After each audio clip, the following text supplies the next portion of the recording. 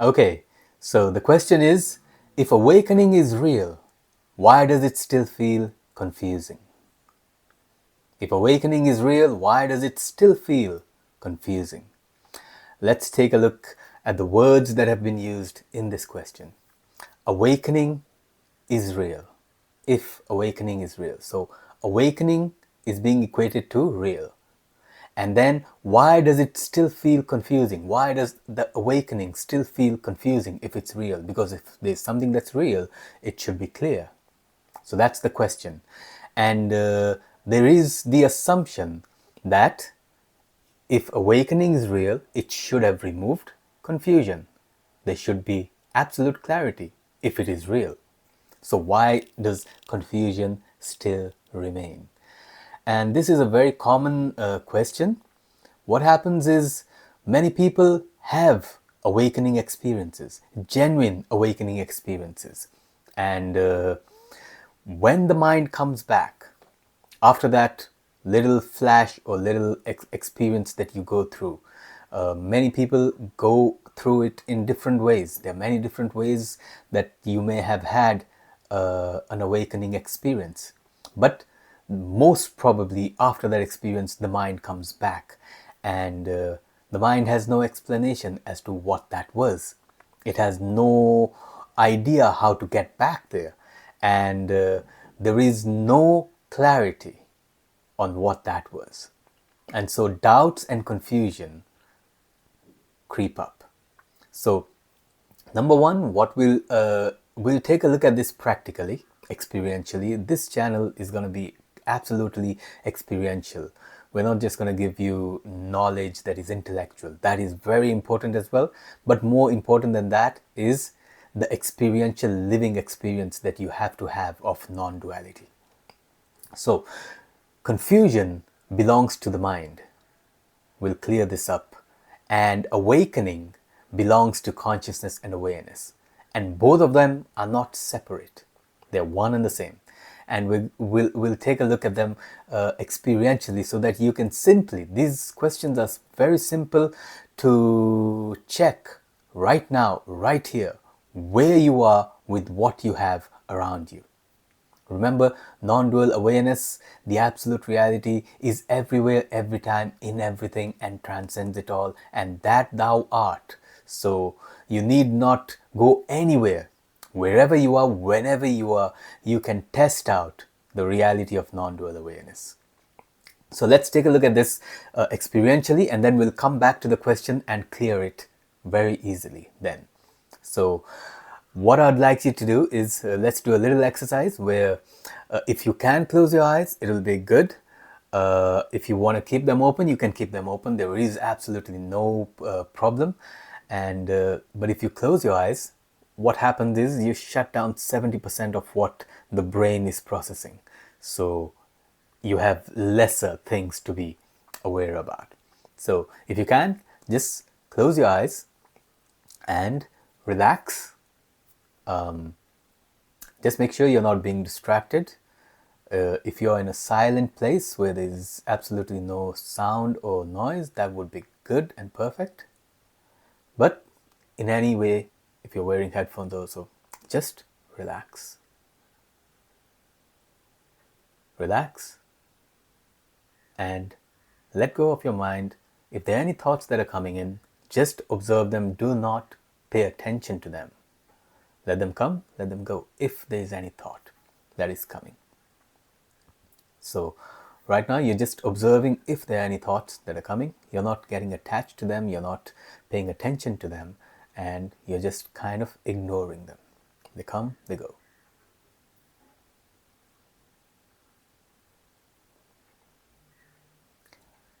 Okay, so you're in a state where you're observing the thoughts, or you're witnessing the thoughts, and you're letting them just come and go. And there could be many thoughts that are coming. Could be, what next? All right, maybe I've done this before. What is it trying to do? So all those thoughts, just let them come, let them go. Now, at the count of 3, what I want you to do is become aware of what your next thought is going to be. Now, we're not talking about thoughts coming and going. We're just going to pay attention to what is my next thought going to be. I want to become aware and alert to what my next thought is going to be. At the count of 3. 1, 2, 3. Just pay attention to what your next thought is going to be. And let's wait and see.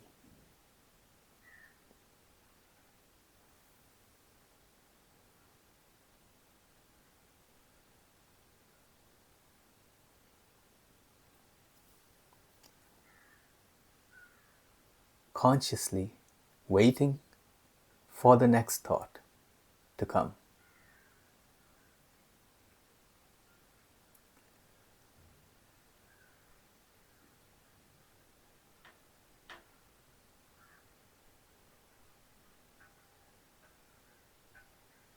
Don't give up. Wait for it. Let's see. We want to find out what our next thought that pops up in the mind is going to be.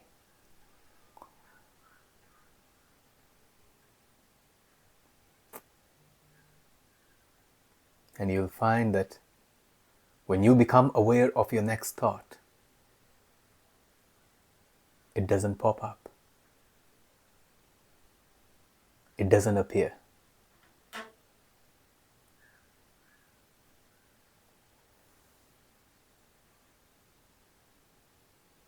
If you become aware of just your next thought, or conscious of just your next thought, to observe which one it's going to be, what it's going to be, it doesn't come up. It doesn't pop up. The reason being, your attention, awareness, consciousness is diverted to what your next thought is going to be, to the mind itself. And at that point, the mind cannot function.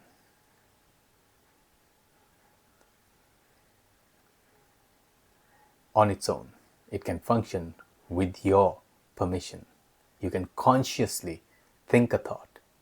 But if you just become conscious and aware of what your next thought that normally automatically pop up into your mind, if you become aware of what is that thought going to be, it won't appear.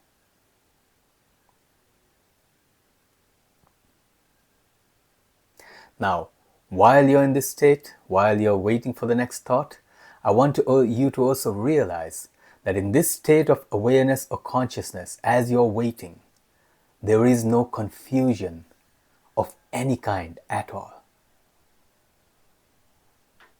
There is no clarity of any kind at all. It is what it is.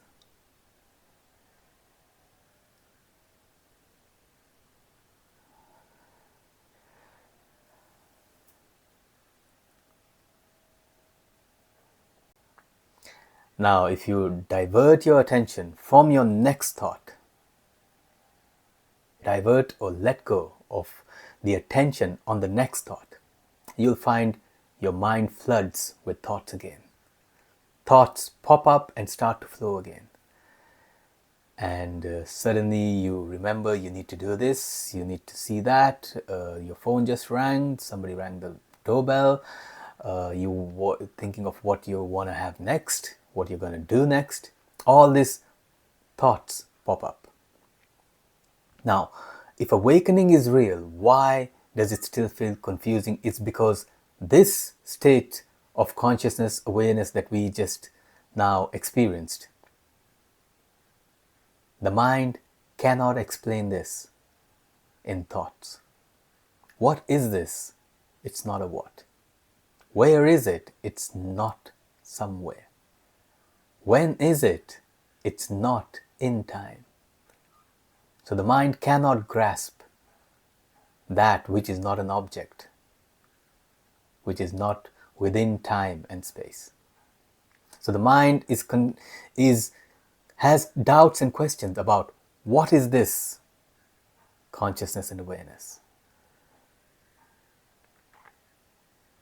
And thus, 1,000 questions arise, doubts arise, confusion arises. So what is the difference? And the question really puts it so well. If awakening is real, see, if it were false, or if it were an illusion, or if it were just another passing experience, then there would be no problem. Nobody would even bother about it.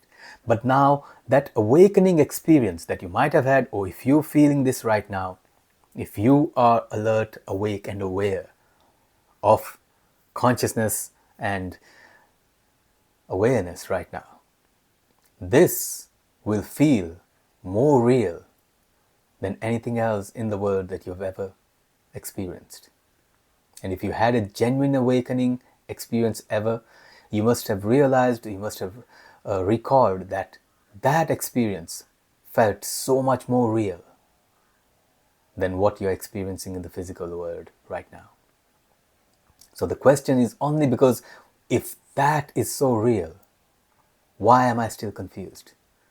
So awareness and consciousness is never confused. The reality is never confused. Confusion belongs to the mind in the form of thoughts, seeking clarity that also come in the form of thoughts. Clarity thoughts come and remove confused thoughts or doubts, and thus they nullify each other. Neither clarity remains nor confusion remains. What remains is what is. So what does one need to do? There's just a difference between somebody who's just had an experience or a glimpse or just noticed non-dual awareness, and that other person who has stabilized this experience. So what one needs to do is to stabilize this awareness, consciousness, experience, so that it becomes the ground of everything else that you as a human being are doing. The life that you are living, the ground of that is this non-dual awareness. And that comes with stability of this state of consciousness and awareness. So just to answer the question in clear terms, if awakening is real, why does it still feel confusing? Number one, awareness, consciousness, and awakening is real only compared to what you're feeling now. Otherwise, it just is what it is. Secondly, confusion is not in awareness or consciousness. It is in the mind in the form of thoughts, seeking answers in the form of thoughts that will give the mind clarity so that no more thoughts arise in the form of confusion. So what happened in that genuine awakening experience that you may have had? We'll take a look at that in the next question.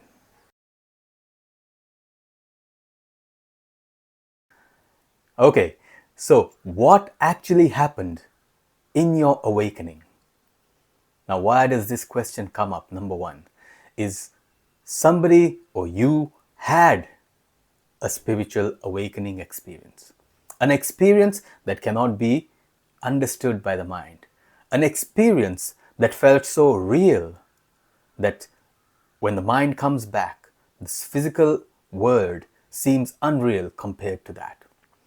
An experience that changed the course of your life in most cases. So that's why we're calling it an experience. It came and went, just like every other experience that we as human beings have. There are only three kinds of experiences that we have as a human being, which are emotional, intellectual, and physical. So the reason the question comes, or the question is asked, because since childhood, since birth, whatever this body and mind, this person has experienced in life has always been something else. In the sense that, like I said, there are only three things that we experience. We have emotional experiences, we have intellectual experiences, and we have physical experiences. So I feel or I felt something. I felt something. I thought of something. I did something. I spoke something. So, what is common in all this? It's all about something. Somebody poked me in the stomach and I felt it. I saw a lion and I thought of how to save myself. I'm just giving examples. I did something with my hands. So, because our entire life, the human life, we have experiences of other things. Here is an experience which cannot be explained because there was no thing. Thing in the sense, separation. There was no this and that. There was no here and there. There was no then and when. And most importantly, there was no me in that experience. That's why the question comes up. Otherwise, you would get these answers anywhere else in science books and everybody would be telling you, oh, this must have happened, that must have happened. And you must have thought of it as well. Oh, I had this amazing experience where I was thrown into nothingness. I became one with the universe. It was full of light and love and I was the light and love. And then you probably think, what did I do on that day just before it happened? Let me try to do that again. And you keep trying. Never happens. Never happens. So that's where we call grace. We don't know when, where that spiritual awakening experience happens. It's all grace. And that doesn't mean that you don't carry on with whatever practices, spiritual practices that you might be doing. So the question again, what actually happened? Now here's the thing. If you had a genuine spiritual awakening experience, the number one thing that must have happened, that you must have noticed, is that you were absent in that. The concept of you. I, me, myself, as a separate entity from everything else. That idea, that concept, the I thought, the ego, we call it the ego collapse or the ego death. But that thought was not there. So you, as you knew yourself to be, were absent in that experience. And then when the mind came back, that thought came back, I and the other thoughts came back. What just happened? How did it happen? What was that? All those thoughts return when the mind and the ego return. But during that experience, it's not that something happened. Remember, for the human being, things are happening. We experience things. In that experience, in the awakening experience, no thing happened. No thing happened. And no thing can only happen when you are absent. Everything else is there. The idea, the ego, the mind was absent. And just that one little thought, separation, that separates me from the rest of the world, that being absent made me realize, or what I experienced, that everything is one. I am everything. I am not separate from anything. In fact, nothing is separate from anything else. There is no concept of time. There is no concept of space during that experience. So that is what happened. The only thing that happened, apart from whatever you experienced, you must have experienced bliss. Some might get a thought of clarity. Some might have had a beautiful experience. Could be any kind of experience, does not matter. The number one thing that matters is that you were absent there in that experience. That is the only thing that happened, and that is not a thing. It is the absence of you that happened in that awakening experience. That's how you know that it was a genuine, spiritual, non-dual awareness experience.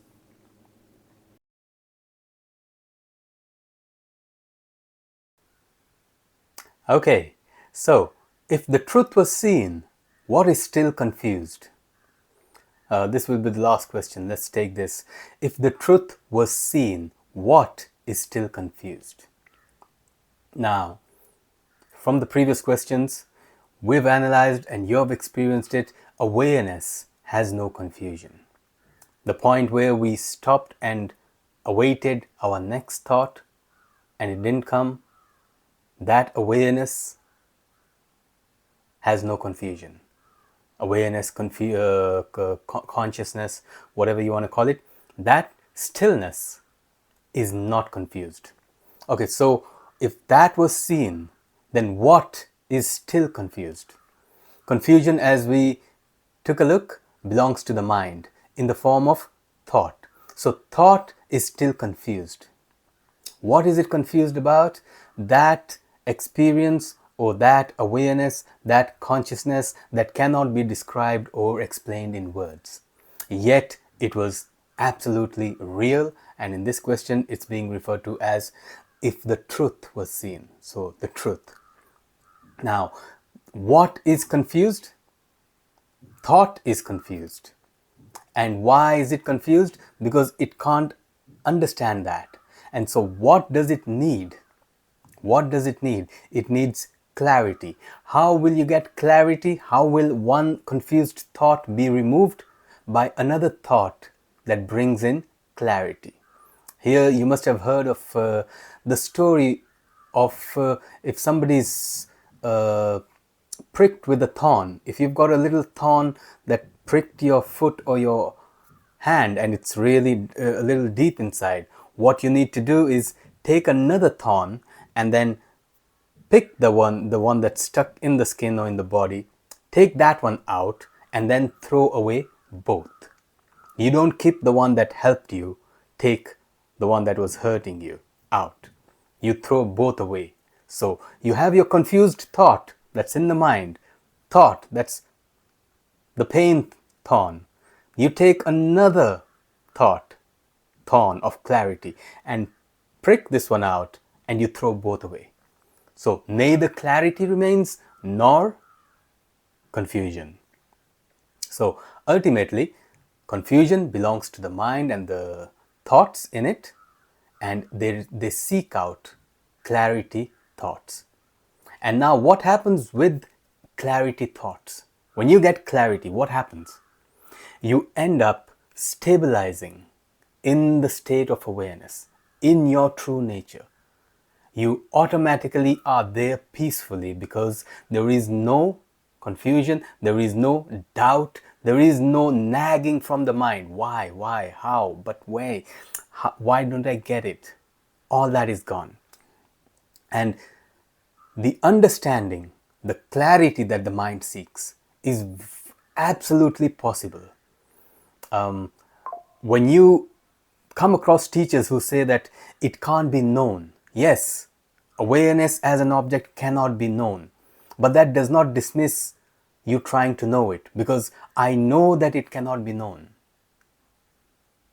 So the non-dual master or teacher who tells you it cannot be known, so stop trying to know it, right? Do not dismiss it as it can't be known, so give up. No. Tell me why it can't be known, because you clearly know that it cannot be known. So if I say it can't be understood, but I understand that. It can't be seen, but I see that. It can't be known, but I know that. Right? So we'll talk about all this mechanics of how the ego works, how the mind works, so that you have clarity. When you get clarity, the confused thoughts, doubts, people calling you insane, you feeling yourself, am I really, I've diverted from what normal life used to be. This is not something that I signed up for or something that is common. with normal people. When you get into awakening and you have an awakening experience, you can't explain it to somebody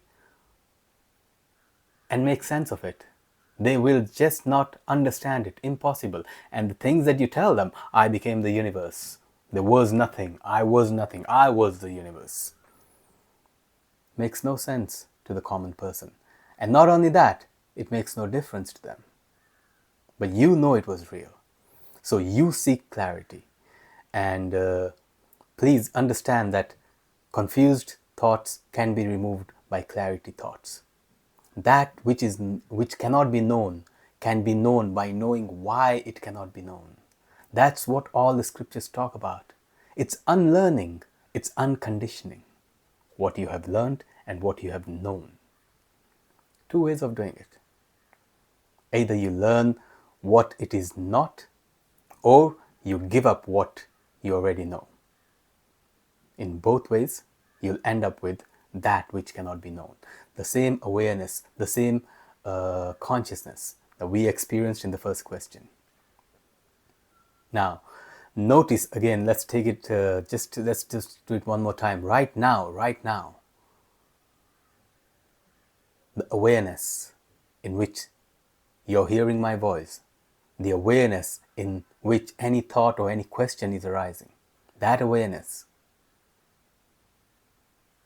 stillness, silence, no thought, has no confusion. Nothing is confused here. In fact, everything is beautifully as it should be. It just is what it is. It's like leaving the ocean alone, not trying to analyze every wave that's moving. Just let it be. It just is what it is. No confusion.